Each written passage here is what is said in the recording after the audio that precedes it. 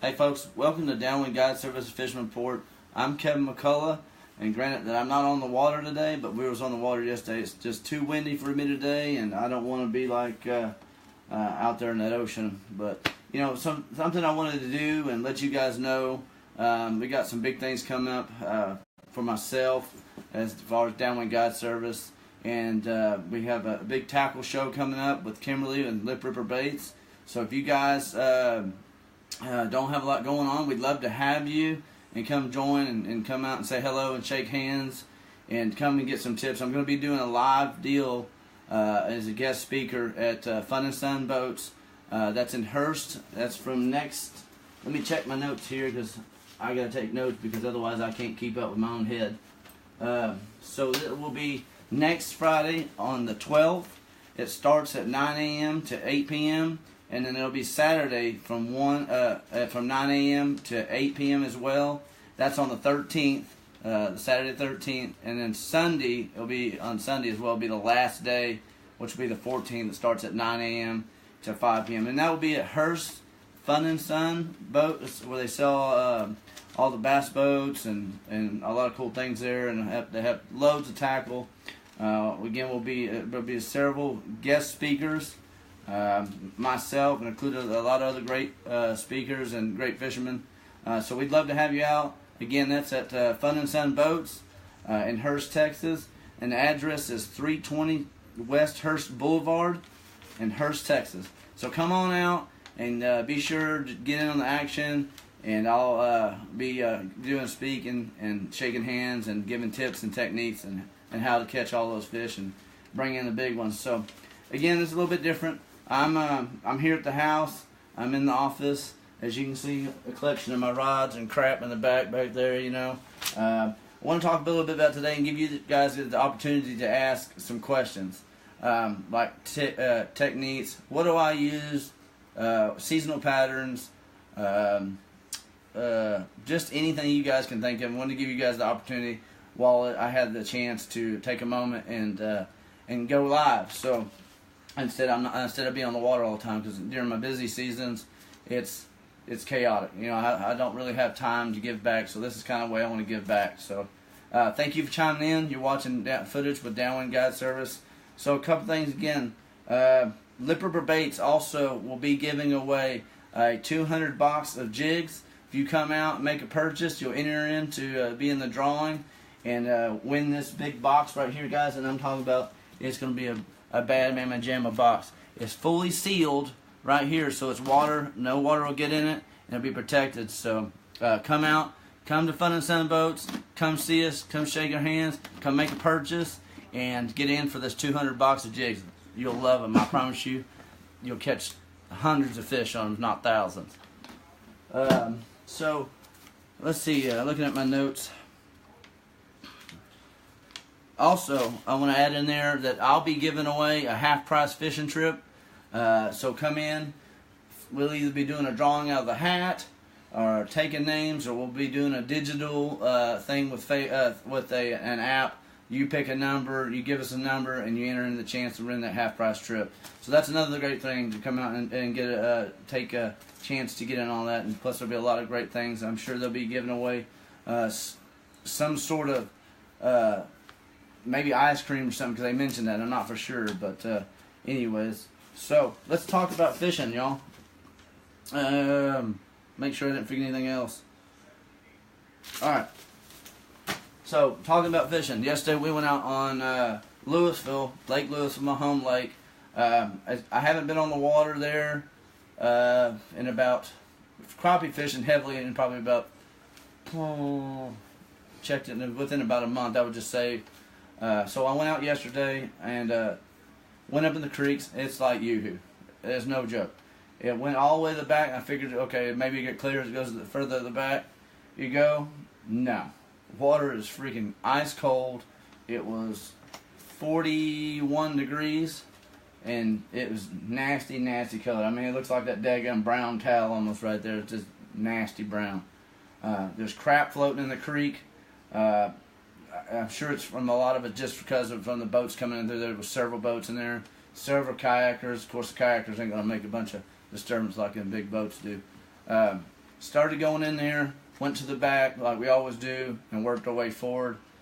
I told my buddy, I said, look, let's just check this hole right here. Fished it, picked 2 fish off. He caught one, and I caught the world record dink. And then so I said, let's go check over this other tree and see, and go from there. So we went and fished it, and if I remember right, we didn't catch anything off of it. So I said, hey man, why don't we just do this? Let's skip this crap, and let's head back to the big water and see if I can put you on some hybrid striper and sand bass. So here we go. We left the creek, went out to the main lake and the river channel where the mouth comes in to the creek there, out by the Trinity River where Hickory Creek comes in. It can be a jam up time this time of year to catch fish. It's one of my favorite spots to catch fish, in about 50, 55 foot of water. And typically catch them in about range about 30 foot down. Yeah, but day to day it changes. So we went out there. The water temp out there was 43 degrees. Now I'm not kidding you. This is in the main lake. That is freaking cold. I haven't caught fish. I haven't seen that lake that cold in a while. Okay, last year, of course, we didn't really get much of a winter. It was a lot warmer than it was now. I would say it was in the 50s, low 50s last year around this time of year. Maybe about 49, but dang sure not 43. So here we go. We get out there on this deep water hump on the edge of the river channel, and I turned my automatic bumper on, started bumping it, and he looked at me like a cow staring at a new gate. He's never seen no crap like that. So I said, well, I used to have the manual bumper where I used to have to bump the side of it myself, or Kimberly, daggum arm or wrist about fell off just beating it because I was trying to catch fish and kind of slow her down from catching fish so I could have the upper hand. But, anyway, that's another story. So we get out there, turn the automatic bumper on, and I'm going to talk to you about what we're using here in a second to catch these fish. Get the automatic bumper going. Within 15 minutes, guys, if you don't see fish, gang up on the graph, okay? I don't care if you're using a Humminbird. I don't care if you're using Lawrence. I don't care if you're using your grandma's, whatever. I don't know. But anyways, if they don't show up within 15 minutes, guys, don't hang out there. Move, okay? Don't be afraid to move and try new things. So, the fish started grouping up on the graph. Next step you want to do is when you see them fish at the graph, so if you're in 50, 55 foot of water and there's fish in the middle, say 30 foot, okay, that's 15 pulls. And what I'm referring to as a pull is, okay, a bait caster, on most bait casters or spinning reels, you go from here to here is roughly 2 foot. Now that's a little shy of 2 foot if my measuring's right. So what I like to do is grab the line, open the bail, and pull it a little bit past it. Okay, and I'll do that 15 times. That's roughly 30 foot. Now all I'm doing is I'm just holding it like I'm crappie fishing. I'll hold it dead still, keep my tip down towards the water, and I hold it dead still, and I'll just twitch it like that. I probably fish the weirdest way, or striper fishing weirdest way that most people have ever seen. I finesse fish, and I catch big fish. I don't always catch big fish, but I catch big fish at times. Not everybody can go home and hit a grand slam, but that's fishing. But what I'm doing, I get down to 15 pulls and I just hold dead still. Every so often, just drop the wrist, twitch. And man, a lot of times they'll knock the fire out of it.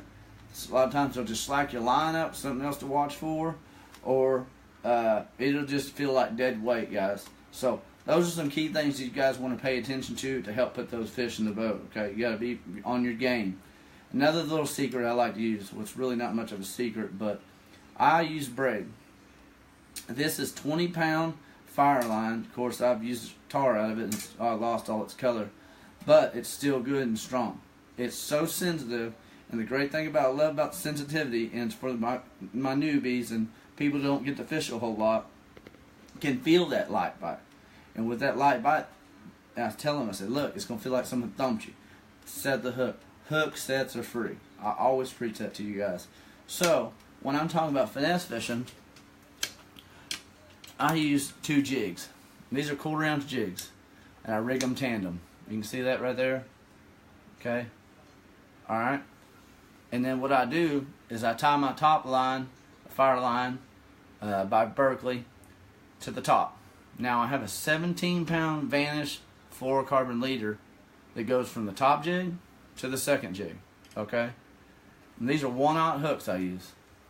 And that's all it is. That's what I use. And I just use that like I'm crappie fishing, and that's how I catch them. Or a lot of times what I'll do when there's no wind, the key, no wind, and I'm talking about under 10 miles an hour, 8 miles or lower.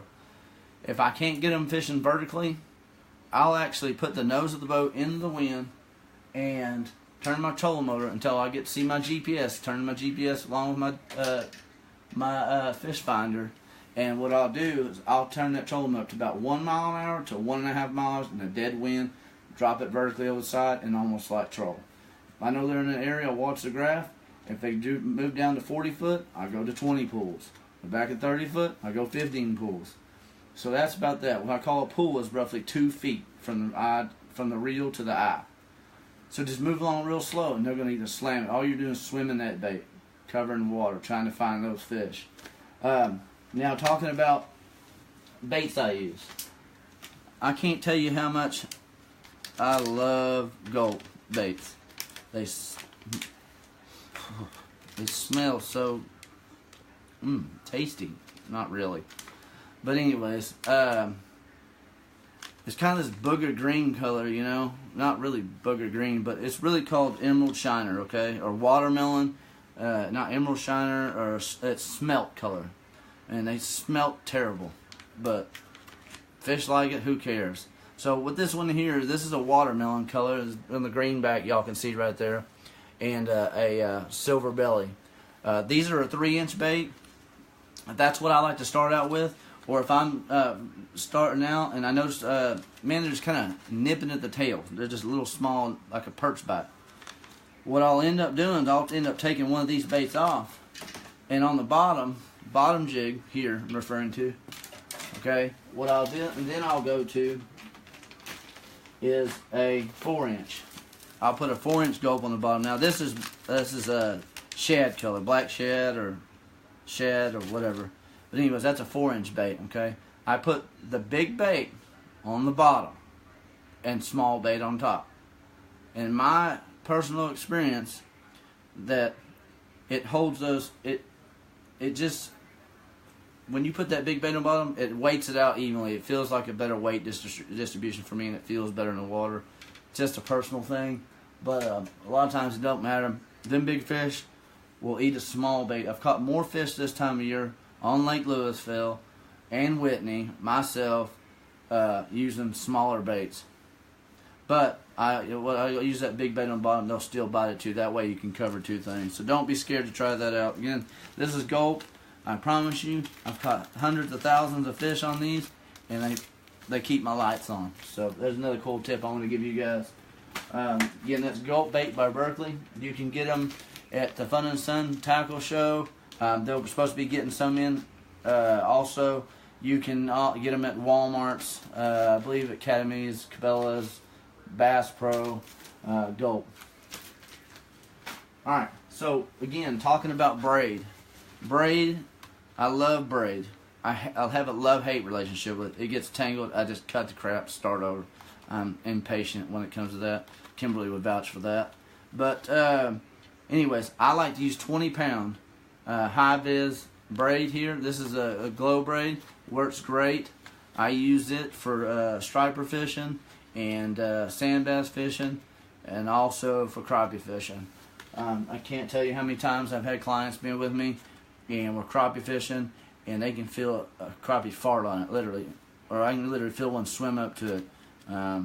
But it's so sensitive, I can actually pull my jigs out of the rocks, out of the stumps. I don't lose jigs. I straighten hooks out, and I can just bend the hook right back and get back to it. So again, 20-pound spider wire braid right here. That's good. Now, talking about equipment. I'm trying to move along here quick because I don't want to bore you guys to death, but I just want to give y'all some valuable information. This is one of the reels I use. This is the 30 series, if I'm not mistaken. It's a 5-to-1 gear ratio, Fluger. You can get these reels anywhere from $30 to $40. You do not, repeat, you do not have to go out and spend $80 to $200 on a freaking reel. If you want to, thumbs up to you, buddy. Get after it, or ladies. So With that, you can get the braid also in different colors. I prefer yellow because it stands up, and my one eye can see it. Literally one eye because I'm. Never mind, forget it. So this is just a good smooth reel, 30 scissors reel, 30 to 40 bucks, and then I pair it up with a hang on a sec. Let me show you a Fenwick rod here. My damn collection I got here. Man, watch as you show you're broken. Who cares? This is one it's just a Fenwick rod right there. Y'all can see it, Fenwick Eagle. I use a 7-foot rod. It's got a cork handle. And it's a medium light fast rod. Very sensitive. You can get the whole combo, guys, for under $100, man. Great combo. They can take a whipping and keep on ticking. So let me talk about lip ripper baits. I know you probably been sitting back and hearing about this from your buddies and all that. Man, I tell you what, these lip ripper baits, they damn sure keep my lights on, because we designed them together. Kimberly and I got frustrated because we don't like buying baits that, as everybody says, one fish wonders. Well, that one fish wonders, it's gone. So let me show you what I use, and these are some prime colors that I use. Again, this is lip ripper baits. I guarantee you're gonna like them, or I'll give your money back. So if you don't like them, you let us know, and we'll refund your money and give you give us the plastic back, or heck, you can even keep it. But that's how confident I am in it. It's scented, it's durable, and the deadgum crappie eat it. And so you guys need to check it out, lipripperbaits.com. It's all it's all handmade. She pours it with love, and the crappie love it.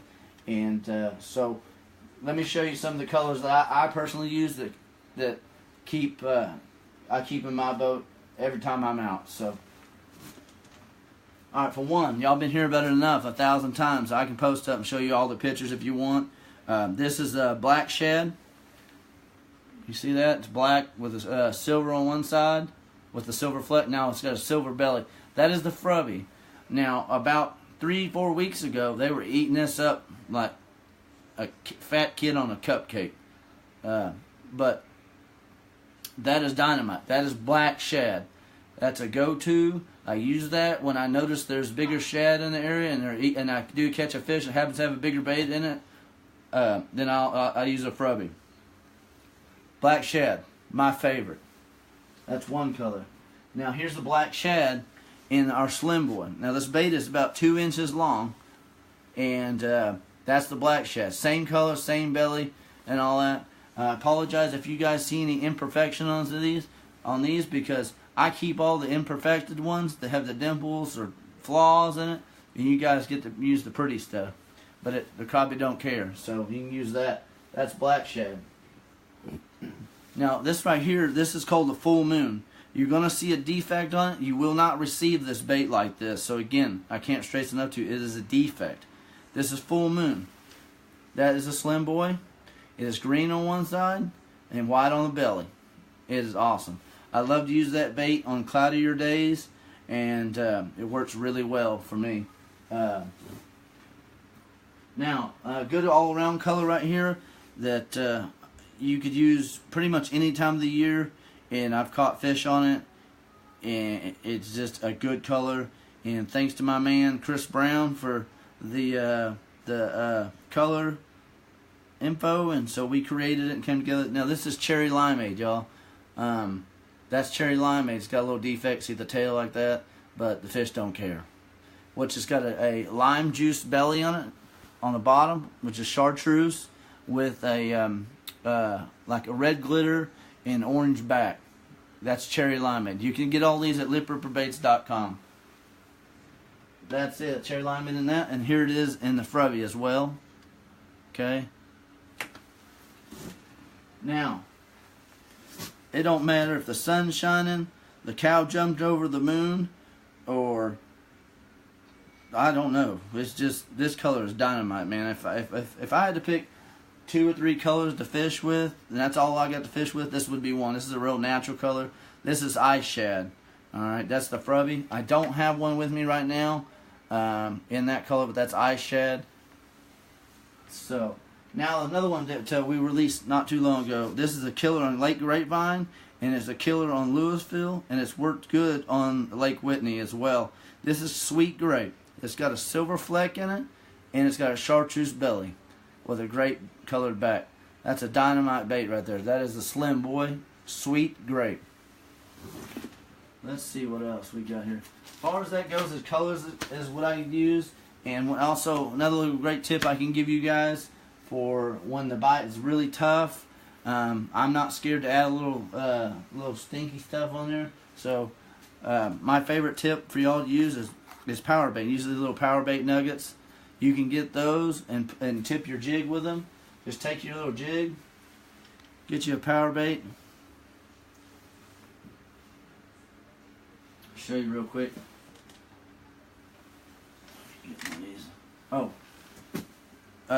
Take your jig.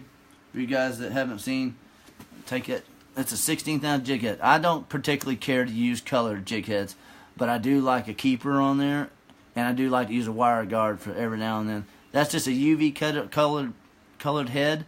It's kind of hard to see with the camera here, but it's actually got UV paint on it. Okay, and this has got a keeper on it. This is a number 2 hook. I like to use number 2 hook and a wire guard. So what you're going to do is you're going to take this jig, and what I like to do is turn the back side up, color side up, go through the center here, go down. It's just about the head starts to peek around the corner there. Y'all see it right there? I turn it, make sure it goes through the center of the back, and then I push it up over that little keeper right there. You don't have to have a keeper. These baits are durable enough. You don't need a keeper. But for me as guiding, I don't have time. Time is money, and I want to make sure that I keep the people fishing and keep ripping lips. So back to the little deal here. Little crappie niblet. You just take it like so and push it on there past the wire guard, and I just like to run it on the tip just like that, y'all. Adds a little color to it. Little stinkums on it. Tastes good too. And the crappie like it, and I've caught countless crappie on it. So that is a dynamite setup right there. That is moss shad. That's got the green and silver mixed together on the belly, black back just like the black shad. Killer bait. I don't give a daggum what time of the day it is. It works. Any color of water. But as far as that goes, those are crappie niblets right there. And I like to use, again, 16th ounce jig heads. And then when I'm fishing bridges, I'll actually I'll put two of those in tandem to equal 1/8 of an ounce. And then also another little tip for guys that are new to it: don't be afraid to use 1/4 ounce. I experimented with that this year, and a heavier jig, I found out people can feel that lighter bite, or they're just not familiar with it, and it actually bounces through the brush better. So don't be afraid to try a 1/4 ounce as well, especially when it gets windy. But we mainly use 16th ounce and 1/8 ounce. That's what we use. So again, we'd love to have you guys out at Fun and Sun Tackle for the fishing show. Again, it's in Hurst. It'll start next Friday. It'll be the 12th, 13th, and 14th.